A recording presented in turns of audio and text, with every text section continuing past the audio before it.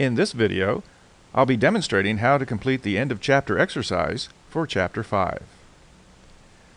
Alright, let's go ahead and start by opening up our Chapter 5 folder here from our folders list.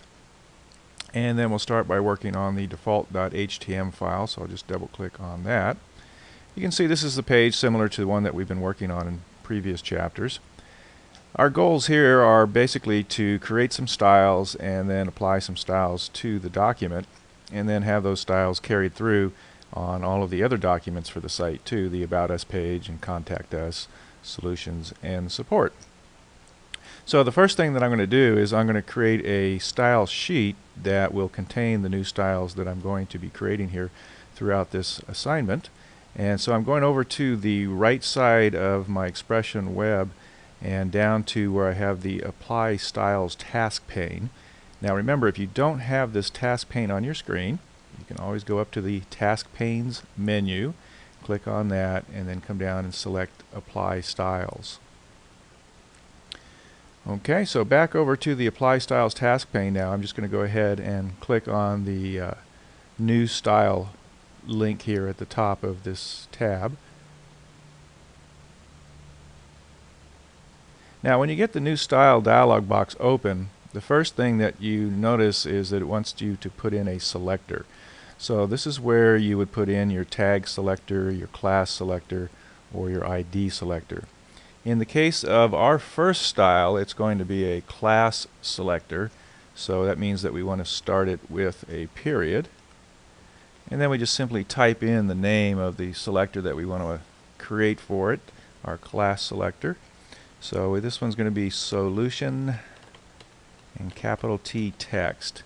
Now selector names are case sensitive, so just make sure that however you type them in when you create the style, that you also match them when you apply the style. And the nice thing about the graphical interface is that once we create the style, we'll be able to actually choose it from a list, and so it's not as difficult as if we were typing in the HTML code from scratch. So that's our first step, identifying the name of our class style. Now the next thing is, where do we want this style created? And so that's the Define In option that we see here. Current page would make it an embedded style. It would actually place the style at the top of the page that we're working on, but then that style wouldn't apply to any of the other pages that we'll be working on later. So what we want to do is we want to create an external style sheet. So we go ahead and we choose New Style Sheet. Now the next step then is to just go ahead and define this style, solution text, what are going to be all the various properties that we'll be using and the values that we want to assign to them. So in the left hand box here in the New Style dialog box, you'll see a list of categories. We've got the font, block, background, border, box, position, layout, list, and table categories. So you click on the different categories and you can see then that the properties change over here in the middle of this dialog box as we choose each of these categories. So we're going to go ahead and start in the font category. We want to make our font size small,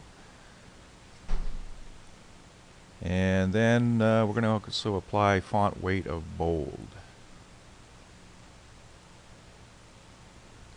And then the color is going to be a dark blue, so we'll come down here where the color drop down list box is, and we'll go ahead and choose this navy blue color.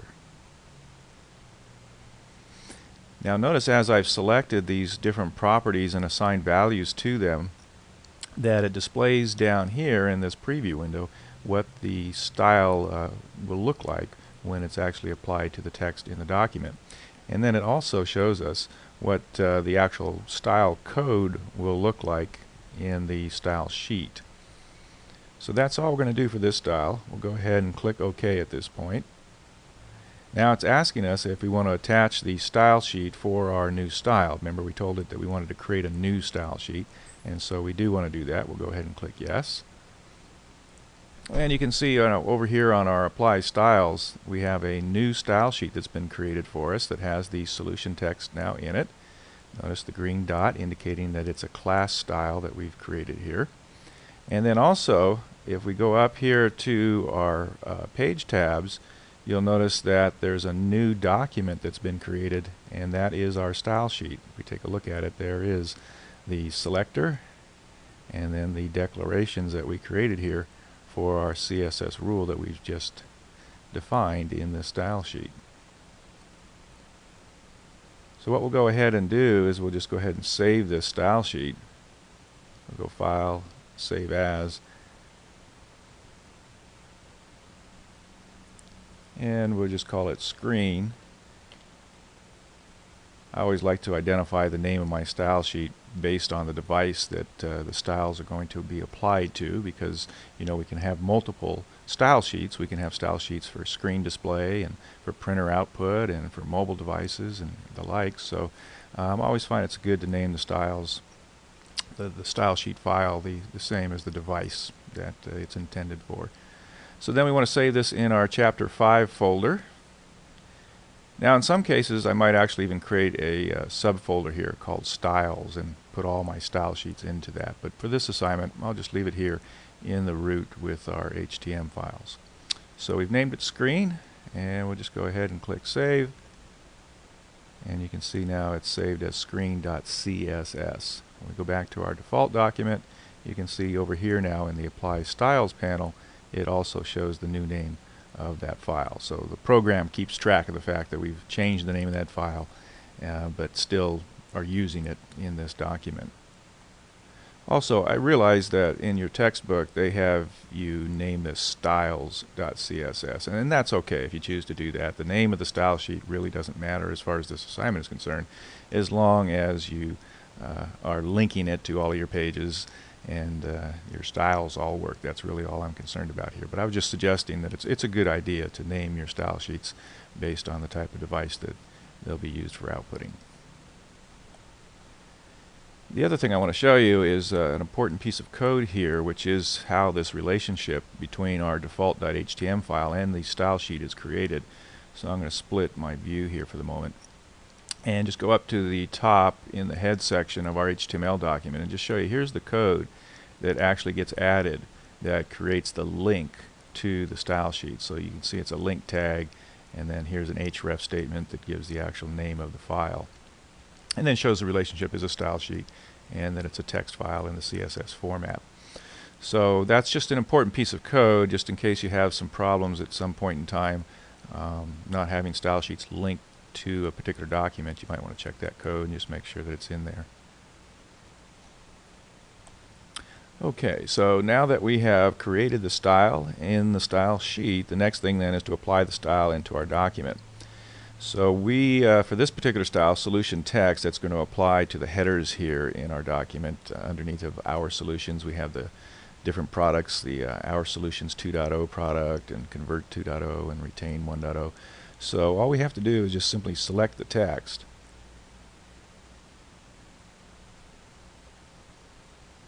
And then we'll go over here to our Tag Properties task pane. So on the left hand side now of our document at the bottom there's the Tag Properties task pane.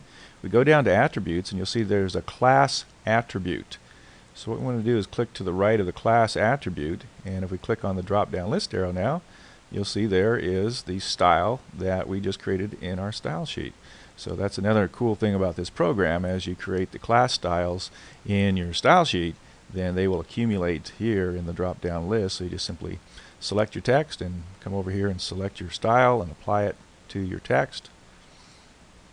Now the problem that we do have is you can see it applies to all of the information here, because this was a block of text. So let me just do a Control Z here, undo that, and just show you another way of doing this, which is to select the text and then come over here to the Apply Styles and then give a click there, and you see now it doesn't apply it to the entire block. So it just kind of depends on how you want the style to apply, which is the better method. So as you can see that in the previous case, when I had the text selected here, it wanted to apply it to the whole list item. In fact, I'm going to undo that just one more time. I want to see, because I think it's actually in my selection here. Let me go ahead and choose Class, Solution Text. Now, yeah, it wants to apply it to the entire link element. See, if I go and I click on Split here, we'll look at the code. See here, we have our list item here. and it's applying the class solution text to the entire list item. So that means all of the text between this open list item and then the closing list item, which is over here on the right there.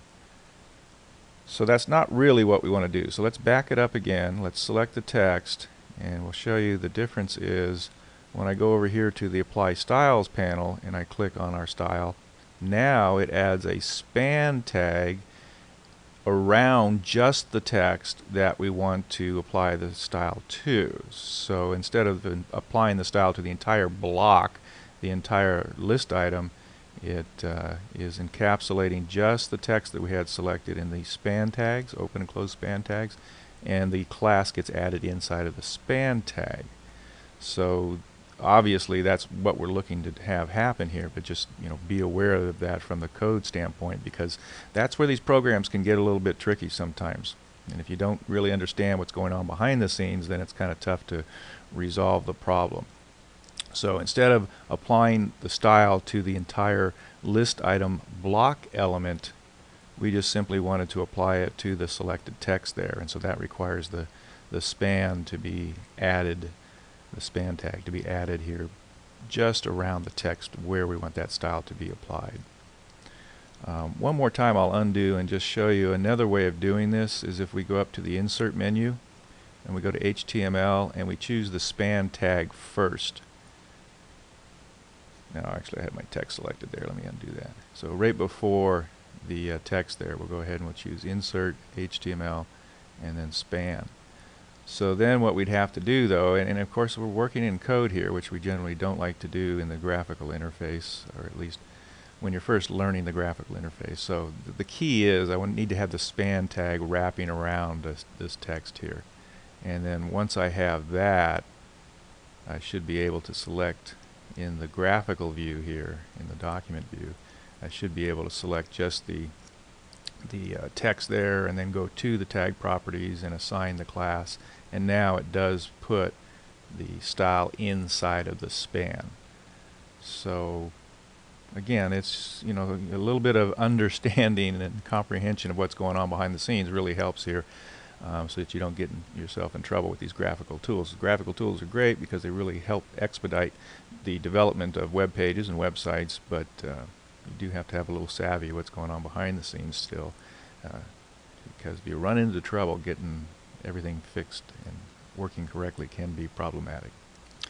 Alright, well with that said, let's just continue on here back in the design view, because I did show you it's much easier to do this if we just simply select the text and then come over to the Apply Styles and click on it from there. So you can do this completely in the graphical view, but I just know that this tends to be a problem area for a lot of students, and so I thought I would show you all of the inner workings there so that hopefully you won't get yourself into trouble. Or if you do, you'll be able to get yourself out of it. Then the other thing that you should notice there is the beauty of styles itself, which is that we were able to create one style, solutions text, and now have that applied multiple times here within the document. And if I decide at a later date, say I want to have that text in red instead of navy blue, I can just right click on this style, I can choose Modify Style, and let's change the color to red here, and you'll see that as soon as I apply this change to the style, all of the text where we had applied that style previously is automatically updated. So imagine 100 pages now where you had that style applied, and within like that you have updated all of those pages with the new style color. So styles are a really powerful, great way of developing web pages. Okay, so that's our first style. It's a class style. And if we go back over to the Apply Styles panel now, I want you to closely look. Earlier I pointed out that we had a green dot to the left of the name of the style indicating that it was a class style. But notice now that there is this gray circle around that green dot. That gray circle indicates that the style is being used in the document. So that's a good visual indicator as you're looking at a long list of styles to be able to see which styles are being applied and used in a document or not. Also, I just showed you there that if I right click on an existing style, I can choose Modify Style. Let me show you another way of doing that, which is I can go to the task pane menu, and I can open up my CSS properties task pane, which opens over here where the tag properties is in the bottom left. So I'm on the CSS properties task pane now, and what it's showing me is the actual values that make up the style that I currently have selected here. So if I wanted to change again the color from blue to red, I can just click here, and I can click on that drop down list arrow, and I can choose red, and instantly again the entire style is updated. If we look over here in apply styles, we see the red text shows there, and of course in the document all of the text again that the style had been applied to previously is also updated. So that's a nice handy feature too that allows you to quickly modify the properties of a particular style. Now the next thing that we're going to do is we're going to show you how to set up a style that will apply to HTML tags.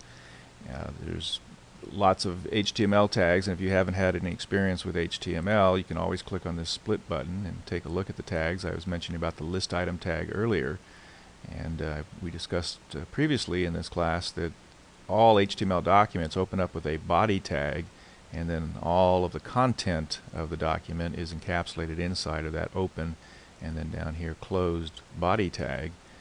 And so what we're going to do is we're going to create a style then that will apply to the body tag, which basically is a good way of setting default settings for your document. Like if you want all your text to be in Arial, Helvetica, Sans Serif format, which is the example we're going to use here, because right now we're using the serif format, right? The Times Roman format here in our document. But if we want to instantly update everything, then we can create a style for the body tag, and it'll apply to everything in the document as far as the text is concerned. Because in this case, that's the style change that we're going to make, is we're going to affect the font that's being used within the body. So we go over to our apply styles panel, our task pane, and we click again on the new style link here. And then this time for the selector, I just simply type in the name of the tag. So body is the name of the tag that we want to be affected here, and so there's no period. That's always for class styles only. No pound symbol. That's for ID styles only. So we've got body, which represents a tag. In fact, if you click on this drop down list arrow, you'll see various HTML tags all here in this drop down list box. So if you do have a little bit of knowledge of HTML, you'll be able to come in here and easily select a tag that you want to then create a style for. Now this new style that we're creating, we want to put in our existing style sheet, so you just always want to double check and make sure on the right here where it says URL that it does have the file name of the style sheet that we want to place this new style into, and it is screen.css in our case. You may have used style, and as I said, that's fine, style.css, but just make sure it's in the same style sheet that you previously have been working on. And then we're going to go ahead for the font family here, and we're going to change that to Arial, Helvetica, Sans Serif. We're going to choose small for our font size, and then also we're going to go here to the box category, and we're going to apply a margin to the left hand side. We want to push the text in a little bit from the left hand side of the page, and so you've got two spacing values in here: padding, which is inside of an element, and then margin, which will actually move the element left, right, up, down. And by default there's a check in these boxes that says same for all, so we're going to be working on a margin here, so let's focus on that. So you see the checkbox here where it says same for all. That means if I put a value in this first entry area where it says top, that value will apply to all of the sides, in this case right, bottom, and left. Now I only want to affect the left hand margin, so I remove the check from same for all, and then I just simply come down to left and I put in the value, in this case 25, that I want to use. So we want to move all the text over then 25 pixels from the left. And we'll just go ahead and click OK, and you see instantly that style applies to everything on the page because the body tag is already there in the page, so we don't have to go back and apply the style like we did previously with our solution headers here. So the body tag already exists. We create a style for the body tag, so instantly as soon as we've saved that style, it applies to, in this case, everything in the document, because again it was the body tag that we were creating the style for. So you see everything's in Helvetica, and then there is a little bit more spacing over here on the left hand side. That's the margin that we just added to that. Now we're also going to create some styles for our hyperlinks here that we have underneath of the image at the top of each of our pages. And we're going to do a few things like remove the underline from the hyperlinks, and then we're going to create a rollover effect so that when the user moves their mouse over the hyperlink, then that underline reappears there. So the first thing that we're going to do is we're going to actually establish a style, a class style that we want to apply to all of the hyperlinks, and then we're going to use what's called a pseudo selector that will allow us to create that hover effect, the rollover effect. So the first step then is just come over here to our Apply Styles task pane and click on the New Style link. And as I say, it's going to be a class style that we're going to create here, so we're going to call it Nav Link, all lowercase, N-A-V. I got a typo there, don't I? Nav Link, there we go, N-A-V-L-I-N-K. Again, we want it to be added to our existing style sheet, so we just double check, make sure that our file name is listed there on the right where it says URL. And then for the actual style that we're going to apply here, we're going to go ahead and make the text small font size, and then we're going to also have it in bold, so font weight, we change that to bold, and we're going to change the color to blue.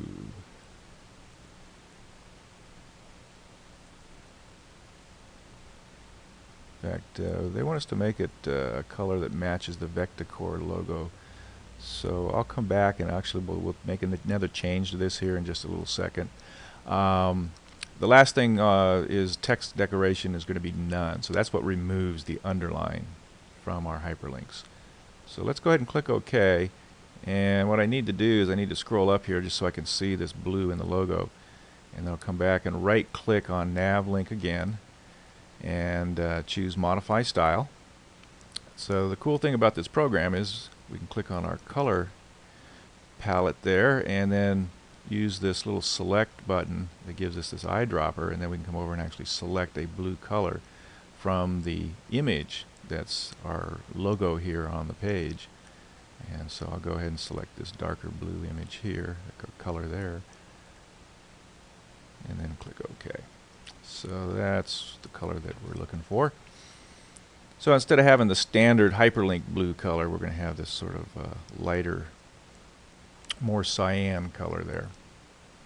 Okay, so we've created the style Nav Link. Now we want to create the contextual or pseudo selector style where when the user hovers over that, it's going to put the underscore, the underline, back there underneath of each of the hyperlinks. So I'm going to also create a new style. We want to name the class the same, Nav Link. The difference is now I'm going to put in here a colon and add the word hover.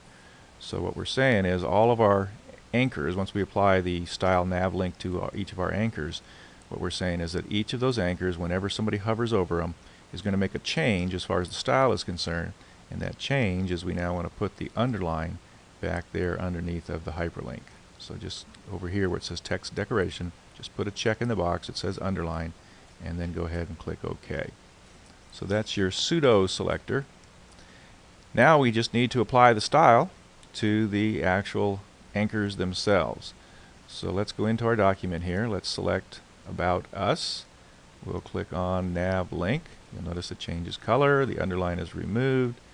We'll do the same for Solutions. Select it, apply the style, same for Support, select it and apply the style, and then do that for Contact Us. Select it, click on the style name over there. Did I miss it? Contact Us is not changing. Why is that? It's not putting it inside of the hyperlink. Put a span around it. Let me undo that. what happened is if you look closely here, I've got this space right past Contact Us selected, and so it thought that it needed a span tag wrapped around it. Instead of just simply applying the style inside of the anchor tag itself, which is what we want to happen. So I've reselected Contact Us. I've made sure that I just have the C through the S here in Contact Us. I don't have that space on the end selected anymore. And so now again I'll click on Nav Link. There, that's what we want it to look like.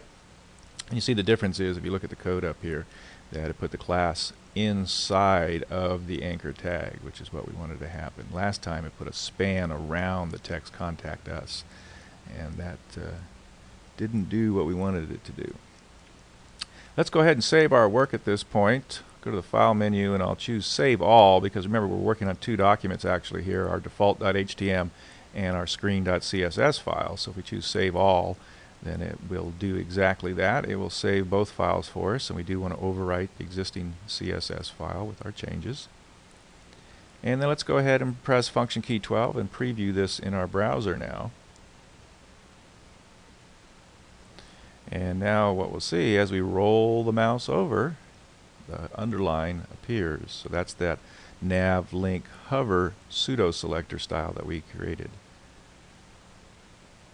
So that's another cool thing about styles, is that you can get some really nice effects. We used to have to write a lot of JavaScript code to make this special effect work, and you can do that with images too, which again, required a lot of JavaScript, but gives you a lot of power. Styles do to create some really professional looking web pages quite simply. So that's pretty much the assignment for the end of chapter exercise for chapter 5. The only thing now is that we want to go and we want to apply it to all of the pages. So let me just give you a quick example here of how you're going to do that. I'll go ahead and open up About Us. So now that we're working on the About Us document, the first thing I want to do is I want to attach the style sheet that we created to this document. So I come over here to Apply Styles. I click on the Attach Style Sheet link, and then I'll click on the Browse button in the Attach Style Sheet dialog box here.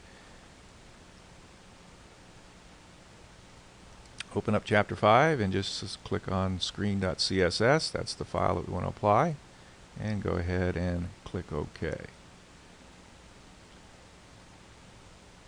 So now if you look over here on the right, you can see there's the styles that we created previously now attached to this HTML document.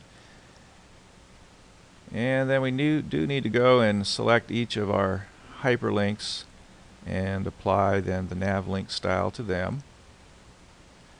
Now don't do it for the black text, because you'll notice that as you go to each page, there's going to be one of the items that's not a hyperlink, it's just the black text. So that's to give us a visual representation, or actually our viewer, our page viewer, a visual representation of what page that they're looking at, instead of last couple of assignments we've been putting those red headers on the page. Okay, so all I selected was the hyperlinks that exist that aren't for the page that we're looking at, which is the About Us page, right? And then we got to come down here, and we don't have any solutions on this page, do we? This just has the testimonials. So that's really all you need to do for that page. Go ahead and save your work, and then I'll open up, let me open up solutions here, because that does have the solutions on it. Of course they're hyperlinks. Oh no, they do have headers too, so okay. So we'll select the individual anchors here, individual hyperlinks, and you'll see we don't have the styles over here. Why is that? Well, that's because we haven't attached the style sheet. So that's the first thing you want to do each time you open up one of these pages, is click on Attach Style Sheet and just go ahead and point to that screen.css file. Now we can go ahead and apply our Nav Link style to each of our links here.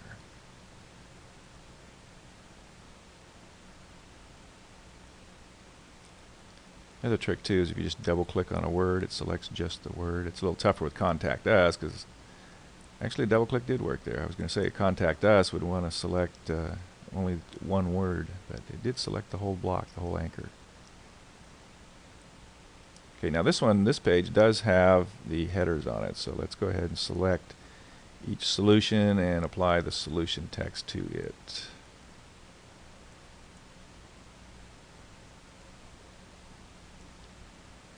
And then once I've gotten all three of these headers done and save the file, let's go ahead and preview it in the browser here so you can kind of see the effect that we're getting. So remember now we're viewing the solutions page, and this is what I was telling you about. See, we want to, in the hyperlinks, we want to be able to see that by it being a bigger text in black, and we've got the rollover effect working here. So let's go to About Us. You see now how it shows About Us, and then we go to Home, and it shows Home. Okay, so just do that for the rest of the pages then, the support page and the Contact Us. Remember, you want to link them. I'll open up support here. Remember to do the attached style sheet. And this page doesn't have any of the headers for the solution headers, so all you have to worry about is just the hyperlink. So you can just come in here and actually double click on each one of these and then click on the style nav link to apply it to them. We'll save that change, and I guess I'm going to do it all for you here. Contact Us, attach the style sheet, and then just double click on the hyperlinks, apply the nav link. Oops, that was a triple click. So I'm just double clicking here to select each of these. Oops, sometimes it's a triple click there. We want to double click and then applying the style. So when we save it and preview it, all your pages now should have the same basic hyperlink format here, where we have the rollover effect, and you should be able to go to each page and see that rollover effect, and then each time we see a page, again, you want the text there to show what page we're on. So that's it for the Chapter 5 assignment. Just remember that the last step is, of course, that you want to publish your Chapter 5 folder. So the entire contents of your Chapter 5 folder here, if we go to Website tab, we're just going to take all these files. You don't need the Assets folder, but you're going to need the Images folder, all of your HTML files, and your CSS file too. And you'll just need to publish those then up to the web server like you have been doing in the past, and then send me the URL so I can give you credit for it.